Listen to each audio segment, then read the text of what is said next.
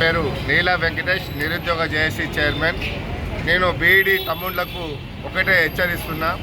తమ్ముళ్ళు, మీరు తినుకుంటూ పుస్తకాల్లో పొరుగులాగా నాలుగు గోడల మధ్యలో కూర్చొని పుస్తకాల్లో చదువుకుంటూ కాలయాపన చేస్తే కనుక అది సరిపోదు. నువ్వు చదువుకుంటూనే బీఈడీలో ఇప్పటికీ దాదాపుగా గవర్నమెంట్ ఉద్యోగస్తులకు 70% అవకాశం, ప్రమోషన్లో అవకాశం ఉంటే ప్రెషర్గా చదువుకొని ఉద్యోగాలు కొట్టాలనుకున్న వాళ్ళకు 30% మాత్రమే రాష్ట్ర ప్రభుత్వం అవకాశం ఇస్తుంది.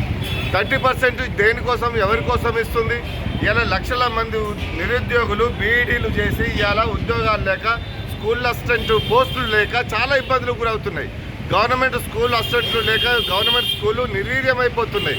కాబట్టి తమ్ముళ్ళారా, మీకు ఒకటే హెచ్చరిస్తున్నా, మీరు చదువుకోవడమే కాదు, ఉద్యమాలలో మీ పోస్టుల గురించి మీరు కొట్లాడడానికి మీరు ముందుకు రావాలి.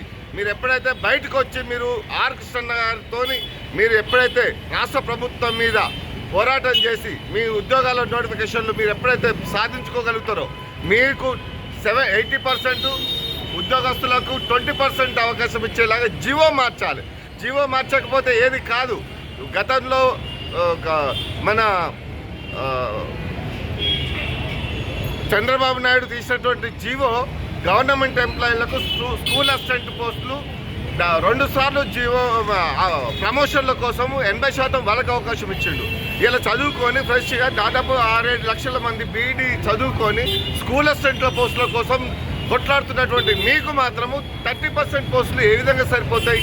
ఇలా పోస్టులు మన 11,000 డిఎస్సి నోటిఫికేషన్ వేస్తే జిల్లాకు ఒక స్కూల్ అసిస్టెంట్ పోస్ట్ కూడా రాలేదు. అది మీరు ఆలోచించాలి. దాని గురించి ఆర్కృష్ణ నేను కొట్లాడుతున్నాం. కానీ మీరు మాత్రము రూమ్లలో చాటింగ్లు చేసుకుంటా, ఫోన్లు చూసుకుంటా, కాలయాపన చేసుకుంటే మాత్రం మీకు ఉద్యోగాలు రావు. మీరు వెంటనే రేపు సోమవారం నాడు సోమాజిగూడలో ప్రెస్ క్లబ్లో ప్రెస్ మీట్ ఉంది, మీరందరూ కూడా రావాలి. అదేవిధంగా నెక్స్ట్ కార్యాచరణ మేము ఏర్పాటు చేస్తాం. అదేవిధంగా బీఈడీ రాష్ట్ర అధ్యక్షుడిగా ఒక కోర్ కమిటీ కూడా ఏర్పాటు చేద్దామని మీ అందరికీ హెచ్చరిస్తున్నా. మీరందరూ కూడా రావాలని మీకు పిలుపునిస్తున్నా. థ్యాంక్ యూ, ధన్యవాదాలు.